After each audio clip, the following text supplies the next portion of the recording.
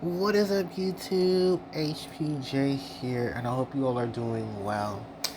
This is a bit of a Digimon video, like I promised, because um, Digimon is still, for whatever reason, a part of this channel. I guess because I love Digimon, and I've always been a big fan of Digimon. And being able to play the card game, which, just for the record, more stable than what its previous iterations were, and that it's not trying to be. I'm sorry, it's not trying to be something it's not. It's just trying to live its own identity, and thank God. So, Digimon fans, I have a lot to say about your community. I have a lot of things to involve in my update about Digimon and moving forward with Digimon. I don't play Digimon on a competitive level. I don't spend thousands of dollars on Digimon like some other people do. I have opinions which are valid because everyone has one and is entitled to have one. There was some recent issues on my channel which I definitely wanted to take the chance to also address in my update video as well. And we're going to cover all of that. So the first thing to cover is Digimon's announcement a few days ago at the time of this recording to talk about the upcoming ban and restriction list. Um, I really don't care. It is what it is. I mean, the only deck that I can see them hurting that I play is Sakuyamon, and from what most people I've heard talk about, if Sakuyamon X gets banned, I still have Miko mode, so I'm good. Like, I did not heavily invest in Sakuyamon. It's even funnier though because I did have some Sakuyamon. I have one Sakuyamon X actually on hold for me that someone has. I just haven't got it because this person has been very busy in their own personal life. I will still pick up the Sakuyamon. Oh, don't get me wrong. I will still pick her up. And it's full art too, because you know it's going to be pretty. But I didn't initially want to pick up a full art. I just said if you can find it, let me know. And it's like some Sakuyamon X's, a couple of Talmon that I already found that I had. The Sakuyamon X, and I think a Renamon X, a full four of Renamon X's, but one of them is full art. And you know what? I am gonna get that full art and then just keep it, just because you know what? Sentimental value. Someone took the time out to go look for these cards for me. They're just busy, and I completely understand because they're right now planning a wedding. And congratulations to them and their fiance. So much is happening for them, and that's why I haven't bugged them. And if they see this video, you understand that I know what you're going through a lot. So please don't rush it. And once we are able to meet, or able to, find some time in the schedules where we can meet, I will pick up the cards, and hopefully not broke by then. Then, moving on from there, is that I don't really like. Look, Digimon has its own way of balancing things out, and from what I've been told, a lot of things have been pretty balanced. Just that when things come out and how long of the format it is, it's not really easy for a lot of people to say I want to play Digimon, and I perfectly understand because I was there during BT 14, 15, 16, 17, 18. No, 17 into 18. And I think the last major Digimon tournament I played in was for BT 16. Yeah, because that's when I stopped legitimately playing. And then I remember, I mean, for a while, I just pick up cards. I don't play the actual game. Like, I can easily dump all my cards and just be like, here, look, you can have this back. No, I don't want no money for it. No, unless like it's some of the hollow stuff, and even then, it's just like I stopped picking up cards just because they were cute and happy. Like if I make a deck, I make a deck because I want to show it off to you guys. If someone does offer me money for a deck, I wouldn't say no to it. I definitely would be like, hey, look, I'm going to price this out. We can work to an agreement and go from there. So I'm not too worried about that either. It's just that I didn't pick up something that, let's say, the ban list of the Digimon's Forbidden and Limited list, because Yu-Gi-Oh! Logic comes into play and then it hits everything in that deck. I don't want to be like, oh damn, I'm sitting on all this now worthless thing because the deck is now inconsistent or the deck is just totally trashed out. So understand that yes, I did not want to fall into that format and happening to deal with that. So that's partially why. No, that's part of the reason. Yeah, that is partially why I don't, play a competitive scene of Digimon, nor do I, speak on it. Now, if a friend of mine asks me, hey, I did really extremely well in this event, could you possibly do that profile for me? I surely would. Hell, if I see your name on there, I would definitely do it just because you are a friend or an associate and I respect you. So, if any, key in time, if you ever see a deck in your name in the title, that's definitely one, respect, and two, acknowledgement for your hard work. Now, the other thing about Digimon, and I want to say this directly to the community, that for whatever reason swears up and down that, oh, we're such a peaceful community.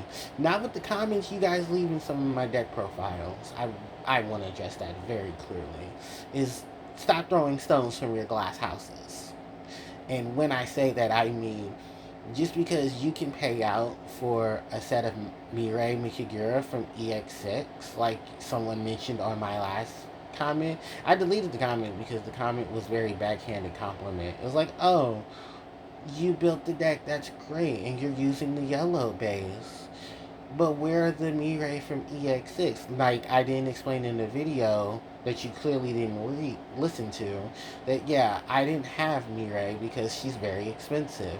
Even with the acknowledgement of her reprint, I still have to wait 1, 2, 3, 4, 5, about a good 5 to 6 months before that actual set is physically out. Now, will I be able to afford a $40 set of cards? Hell yeah, I will.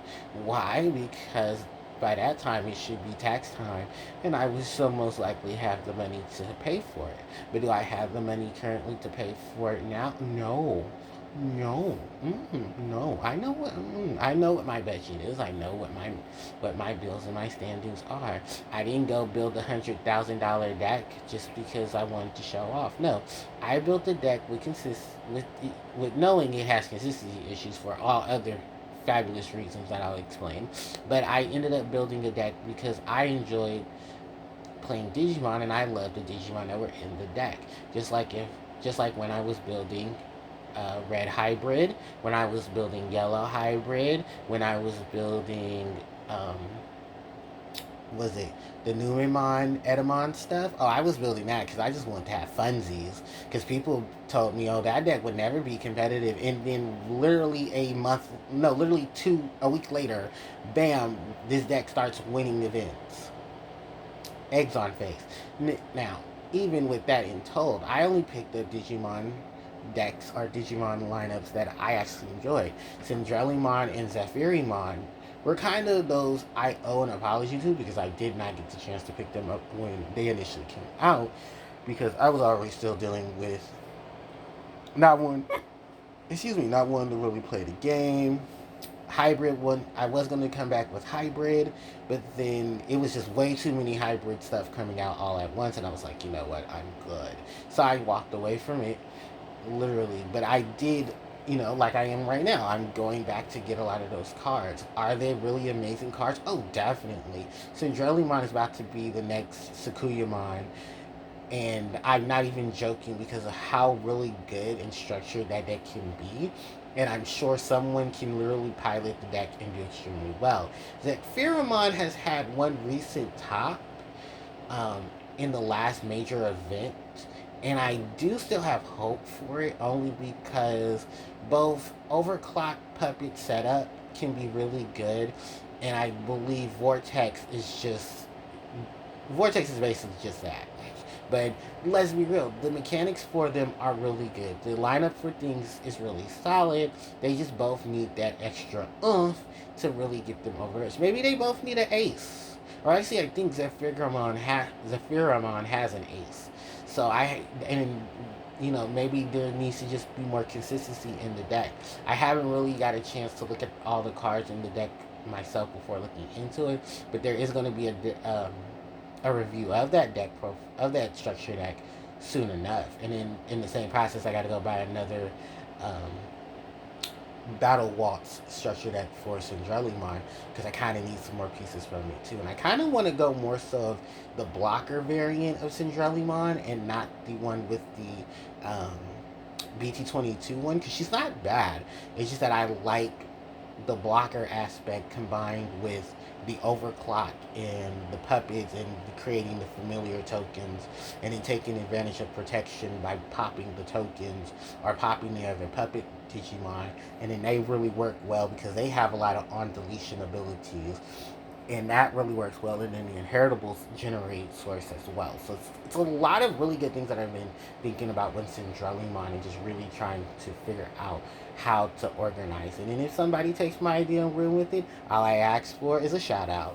Now, with that in tow, and that being said, Digimon fans, do not leave your toxic comments in my comment section, or just like me and the Yu-Gi-Oh players, I will block you, and I will well, first delete, then mute, then block. Because for a community that screams we're so positive focused, there's been a lot of negative in it. Especially when it came to like I just mentioned, you don't have this, and this in your deck. Yeah, I don't, because money is a thing. Some of us pay bills. Some of us aren't latching on to mommy, daddy money. Some of us don't have a pool of things they're pulling out of their ass. So yeah, guess what? Sometimes we can't cut corners. We have to just go with what we can. And sometimes if a budget-friendly option is available, then we're going to build the budget-friendly option. That's why a lot of people used to tell me that they liked it how I built. Um, that's why a lot of people were insisting on me playing Red Hybrid, because Red Hybrid was really cheap. I think the only expensive thing in Red Hybrid that turned out not to be as expensive as I thought it was literally just the Emperor Greymon, because I got the Blitz Omnimons for dirt, like $2.50. I only needed two. That was $5. Everything else was literally cheap. Even the Takuyas were cheap. The Takuyas, the line of things for Takuya. I think just when BT19, BT20 came out, the enhancement of the yellow hybrid, I think that's where I should have waited about 2 months after, when everything dropped to like now they're just nothing but 50 cent and stuff, is when I should have picked up those cards. But like I said, I was really just excited for Zoe and the path they wanted to take Zoe on, so that she can merge well with Takuya and Tommy, because they were building up the forces for wind into fire and ice and the sword, in the combination there. I didn't pick up on Koji, JP, and I forget what Koji's brother is. Yeah, I still can't remember that guy's name. Koichi, there we go. And I'm not a big fan of Garurumon. I keep that out there now. I really didn't think Yellow should have went to JP, but they ran for the JP being Yellow, because Zoe's stuff would have been way too, like, let's be real. Yeah, Zoe's stuff would have been way too OP, and they would have literally had to ban a lot of things for Zoe just to keep Yellow Hybrid from not going extensive. But then Purple Hybrid started to become a thing, and then I remember one event where purple yellow hybrid became a thing, and they used Zoe's lineup of Sophimon, Kazemon, and Jet Sophimon. Yeah, Zephyrmon, Jet Sophimon, Kazemon, and combined it with the Spirits of Darkness and the Spirits of Lightning to really house the deck. And I think some of their optimal ends were, like, of course, the very expensive Shine Greymon Ruin mode. Some of them were running Susanomon. I think one build made Susanomon Ace the higher end focus boss monster for the deck. So yeah, it was definitely a lot. And at that point in time, I just said, I'm kind of glad I didn't build that version. And then whatever little stuff came out for Takuya, I just picked it up as best as I possibly could. And even if it seems like more of a budget-friendly option, don't knock down a budget-friendly option, because like I said, I've seen some stuff in Digimon go from budget-friendly to tier, and people were just like, yeah, it's a thing. I mean, hell, I watched it in Yu-Gi-Oh for over 2 decades, so I definitely can see that possible. It's just my thing to the community is don't shit on people for what expenses they can and can't afford. Be happy that they're enjoying the game and that at least you didn't get shut out like before. And then another game that Bandai decides to want to put the money into is being focused on. Oh wait, they are, because Gundam is doing its rounds now, and before that was One Piece. It only gets about support every 6 months. So, Digimon fans, stay humble. Don't throw stones from glass houses. Now, in terms of what my next few things of Digimon content will be, I will look at the next EX set, that's EX10.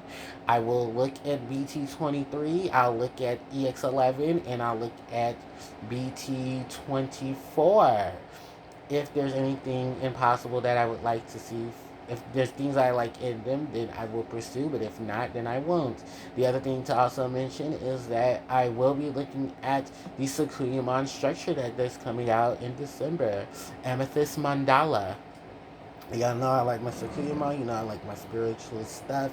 You know, that's something I definitely want to see. And I definitely want to make a prediction video on Sakuyamon and Amethyst Mandala, because I want to know what idea, I have ideas of what potentially could be in there, what things they would try to tidy up, and then what potential reprints we could possibly see in there. And there's definitely some reprints I would love to see. I'd also love to see some alt arts too, because I would love to see some alt arts of Rika Nanaka. I would love to see some art arts of Renamon.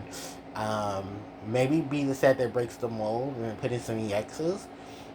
But I don't know, because for years, remember, they treated Sakuyamon like she was the redheaded stepchild, while Gallantmon, Beelzemon, and even Mega Gargomon got way more love than she did. And the only times they really gave her love was because she actually appeared in other seasons of Digimon. Well, more so of her Ultimate Evolution line for Kuzahamon, which I would also love to see her in there as well. But that point in terms, what is the future for Digimon in terms of the content on the channel? Oh, it's here to stay. It's not going to be abrupt, and don't expect anything competitive, but it's going to be here. I would suggest buckle up and love it, because it is what it is. And I'll definitely have some content swinging around. So if there's anything that pays mention to, I will do it. My next upcoming projects are, of course, going to visit Guardian Vortex for its structure deck review. I'll be updating. No future updates in terms of. Oh no, there is. You guys wanted to see me talk about Imperial Dramon, so don't expect anything competitive. And I definitely will be trying to bring the major wave of main staple DNA Digivolution to the table. Because I was supposed to do a video talking about Imperial Dramon. Or I think I did, and I just... Oh no, I did do it. I did talk about the ancient dragon. Which still is an amazing structure deck, and both Mastermon and Imperial Dramon doing as well as they did. I'm very happy for both, but we've seen where the love went. So, like I said, videos will be made, content will be explored, and thank you guys so much for watching, because at the time of this recording, I made 400 subs on my channel, and I'm so happy about it. So thank you guys so much for your continued support. If there are any questions that you guys would like me to answer, like I always say, you can leave them in the comment section below, but be mindful of how you speak. And don't throw stones from glass houses. Now, with that in tow, thank you guys so much for watching. Don't forget to like, comment, share, and subscribe to the channel, as it helps out tremendously. You can hit the notification bell to be informed of when I upload more of my content to my channel. Socials are in the description box below, and I will catch you all next time. HPJ, signing out. Take care.